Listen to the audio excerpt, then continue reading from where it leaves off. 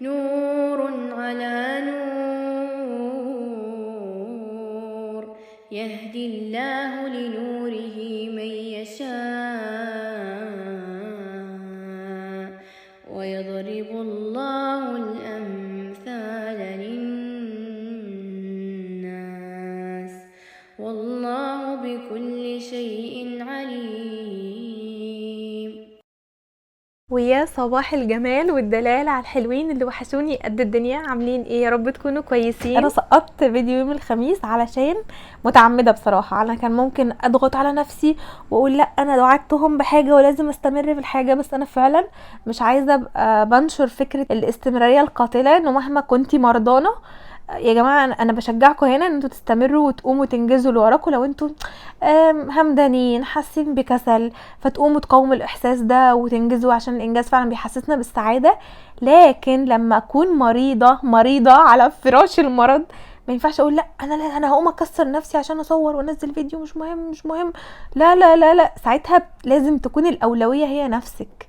الاولويه في وقت المرض. انا بحب احساس ان انا مثلا لما يجيلي دور برد ان انا كده اقعد على الكنبه واقعد استغطى بحاجه واشرب مشروب دافي وطبطب على نفسي. انا لو ما عملتش كده مع نفسي صدقوني استحقاقيه البني ادم هتبقى منعدمه انه اللي حواليه يقدروه. فلما تكوني حاسه بمرض ادي نفسك يوم يومين اللي هو السلام عليكم لكل حاجه في الحياه. عارفين لما بنعمل كده مع نفسنا بنبقى يعني بعد اليومين دول خدنا الادويه بتاعتنا هنلاقي نفسنا تعافينا كده عايزين نكسر الدنيا. انا كنت واخده دور البرد اللي ماشي منتشر ده، وطبعا اسرة عاده مني على طول.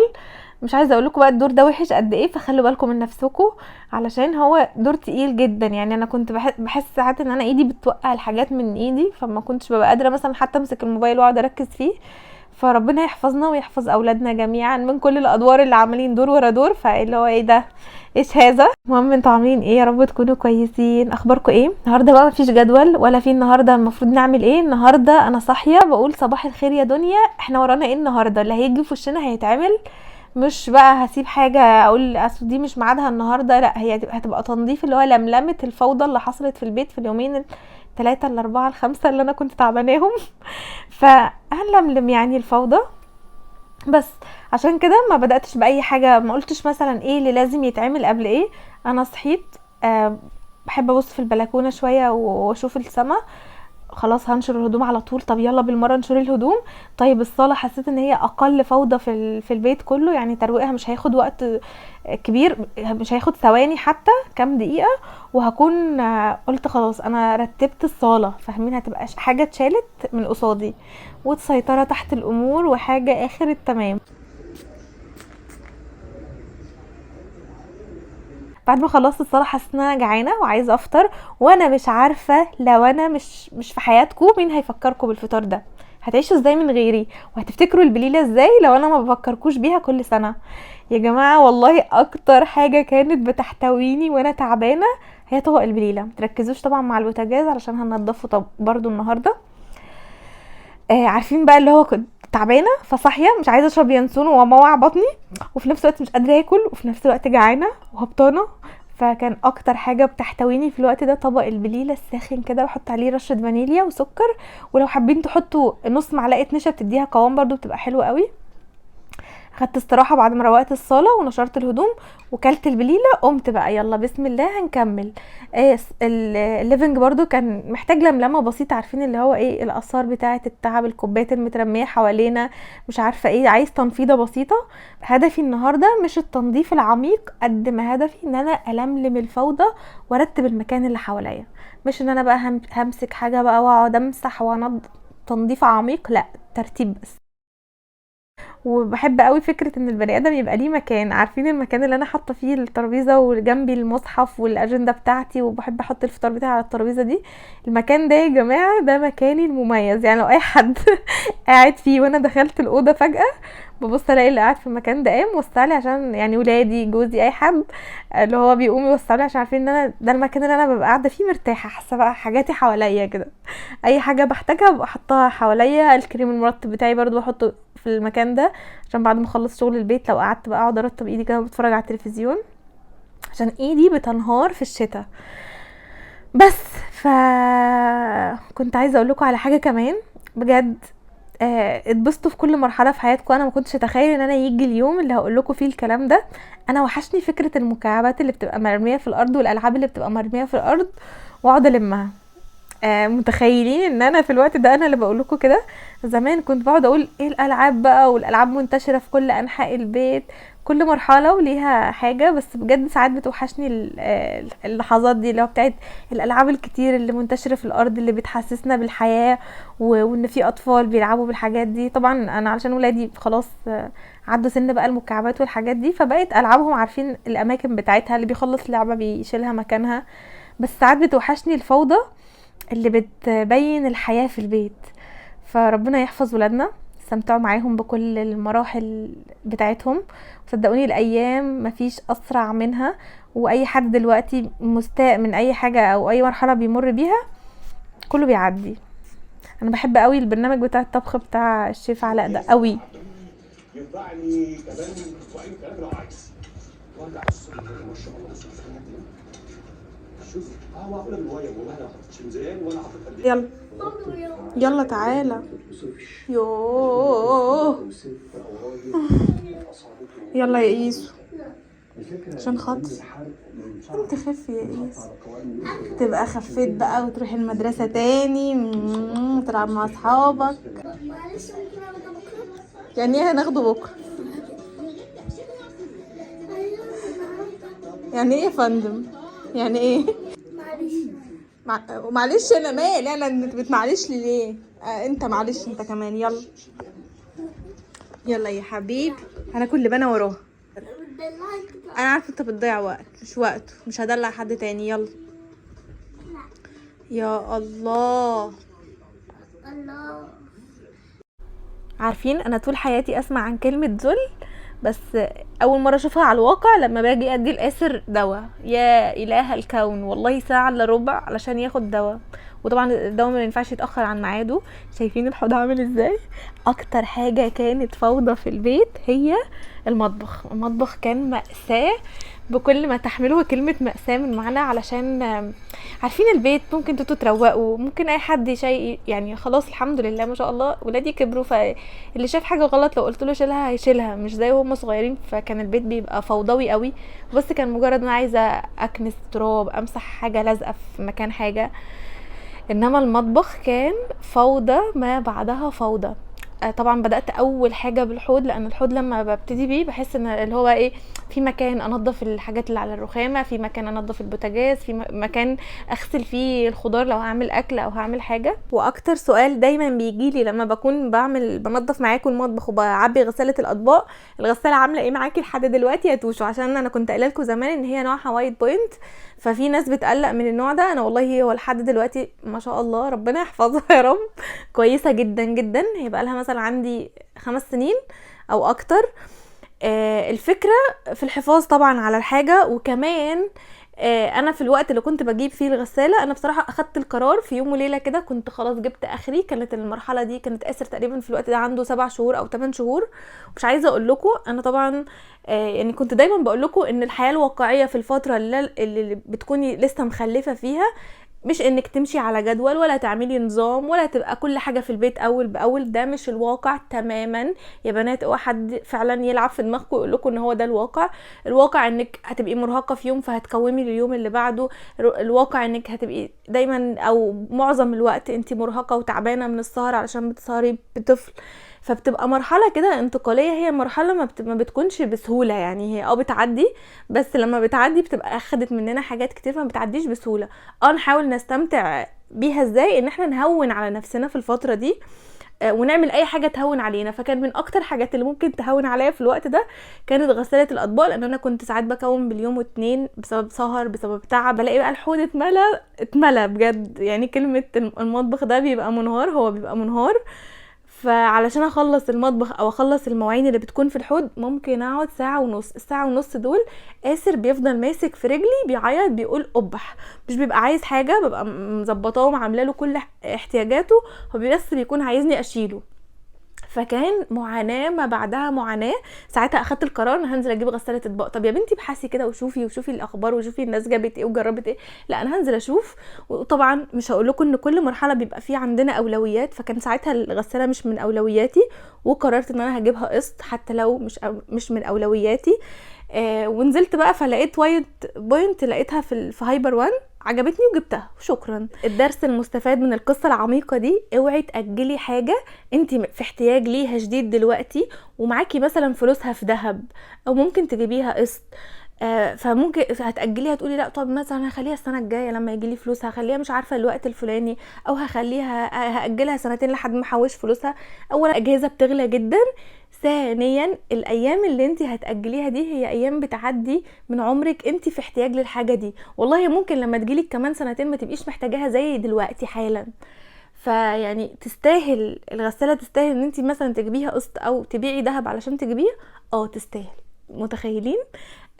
بس المفروض البوتاجاز انا كنت غسلاه الاسبوع اللي فات فما كانش اتبهدل قوي، ما طبختش كتير عليه وحمرتش عليه حاجات كتير، فالعيون كانت امورها تمام. قلت هسيب العيون بس هشيل ال اسمها ايه الحوامل، هغسلها بس بميه وصابون. لان كان في حد بيحمر حاجه وطرطشت زيوت، وانا مش بحب لمعتها لما بيبقى عليها زيت كده، بتضايق منها، فعلى طول بغسلها بميه وصابون. مش بتاخد معايا اي مجهود، هي مجرد بس ميه وصابون، ان انا بنزل الزيوت اللي عليها وبشطفها وتمام. وبعدين رجعتها للبوتاجاز، بس تقريبا في الوقت ده وانا بشطفها حطيتها تتصفى، وقلت ما اعمل لآسر ينسون. المفروض ان هو يعني كان اخر جرعه مضاد حيوي النهارده اللي هو كان بياخدها دي، فالمفروض ان هو يكمل يشرب حاجات دافيه لان زوره وبطنه ومعدته كل حاجه فيه ملتهبه. ربنا يشفيه يا رب، يا رب يشفي كل الاطفال. انا عارفه ان كل الاطفال كده، فالف سلامه على اي حد تعبان وعنده طفل تعبان، ربنا يا رب يحفظهم ويشفيهم ويعن عليهم. فقلت البوتاجاز بس هنضفه من الوش كده وبس، واحط ارجع الحوامل مكانها. انا كنت بعمله لينسون، قلت هسيبه جنبه، هو بيذلني طبعا عشان يشرب اي حاجه سوائل، فبحطه يبرد وبفضل يقاسر، طب خد بق، طب خد بقين، طب 3، يعني لو خد 4 يعني يبقى تمام.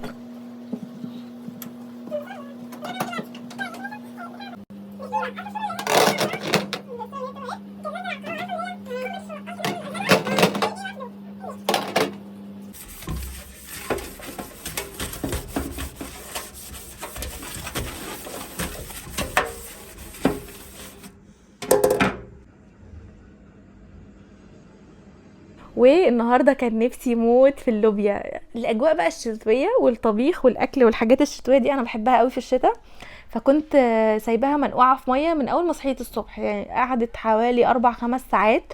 كل شويه بغير عليها، كل وانا داخله المطبخ غير عليها الميه واسر يقعد يلعب فيها وهكذا. وقضينا اليوم بتاعنا كده لحد ما جه ميعاد الغدا وعملته. بس كان نفسي فيها قوي. انا قطعت بصل، حطيت عليه معلقه سمنه وتوم، بس بشوح البصل مع الثوم. وبعدين دي طريقتي انا بعمل الاكل، معرفش بقى كل بني ادم وليه طريقه، بس بحب الطرق البسيطه وبحب طرق معينه. يعني في ناس يقولوا حطوا على الباميه توم واعملوه طشه كده زي بتاعه الملوخيه. جربتها يا الهي ما عجبتنيش خالص، وكنت مستغربه قوي الباميه ومن يوميها تقريبا وانا ما عملتش باميه من كتر ما انا كنت عارفين اللي هو ايه ده، قفلت منها قوي. بس فانا بحب اعمل الحاجات اللي انا متعوده على طعمها اللي كانت ماما بتعملها، وفي نفس الوقت بيبقى طعمها حلو وطريقتها بسيطه.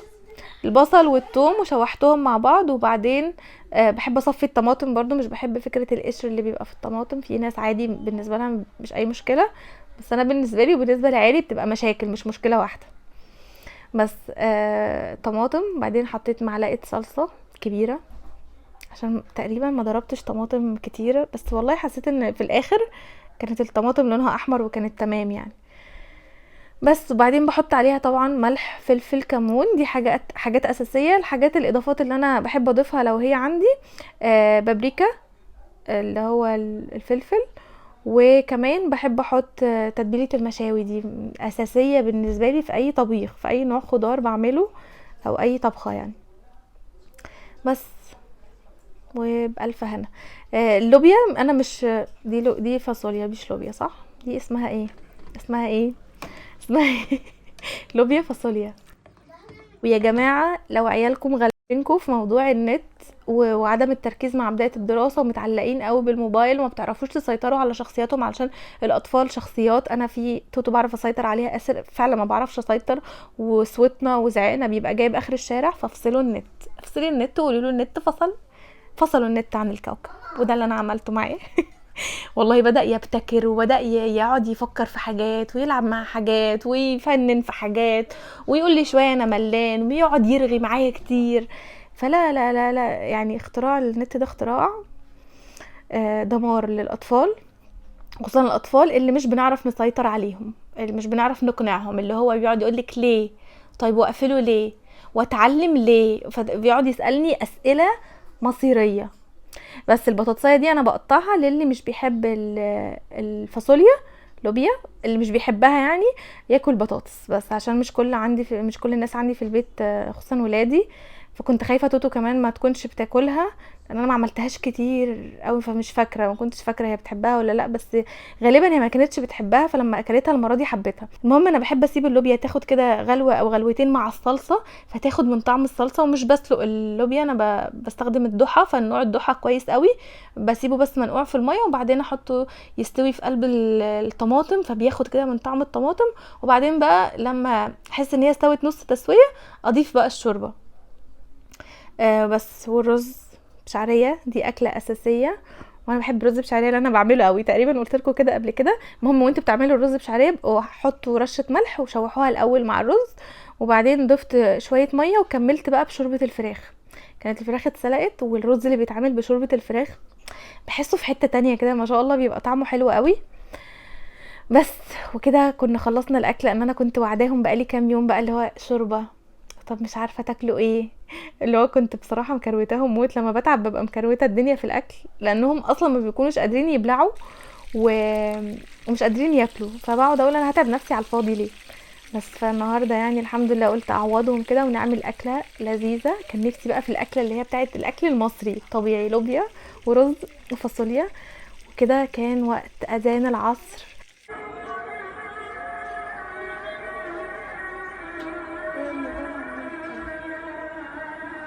ودي بتبقى بالنسبه لي احسن حاجه لما بخلص على الاقل البيت يبقى مرتب. صلي العصر، وما كنتش بصراحه قريت الورد بتاعي النهارده، فقلت فرصه لما تكونوا عايزين تواظبوا على ورد حتى لو صفحه في اليوم، خدوا المصحف معاكم وانتوا رايحين تصلوا، يعني خدوه جنبكم، فهتخلصي صلاه وانتي قاعده هتفتحي المصحف هتقراي صفحه، خلاص الموضوع انتهى وهيبقى بسيط ومش هتكسلي ابدا. وتعالوا بقى اقول لكم على الميكس اللي بجد انا كنتش عايزه اقول لكم، علشان من كتر ما هو حلو مش هتعرفوا تاكلوا الرمان بعد كده لوحده. ميكس خطير، انا ما كنتش متوقعه انه هيطلع حلو قوي كده. انا كان عندي البيكولا الجديده دي وعندي رمان، فقلت ايه جربي يا بنتي حطي الاتنين كده على بعض وشوفي طعمهم هيبقى عامل ايه. يا اله الكون، والله العظيم طعمهم من كتر ما هو حلو انا حاسه ان ده اختراع ترند جديد. انا مش عارفه في ناس اخترعت الترند ده ولا لا، او الميكس ده حد اتكلم عنه ولا لا، بس هو من كتر ما هو تحفه ازاي ما حدش اكتشفه لحد دلوقتي. تحفه تحفه خطير. كنت نفسي بقى يكون عندي الشاليمول كبيره قوي واشرب الرمان زي البوبه كده، يا سلام.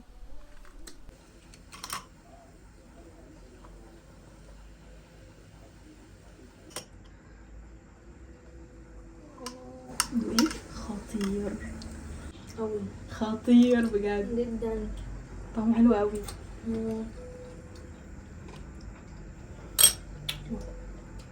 واو حلو قوي. كوميدي ودرامي ومضحك في نفس الوقت.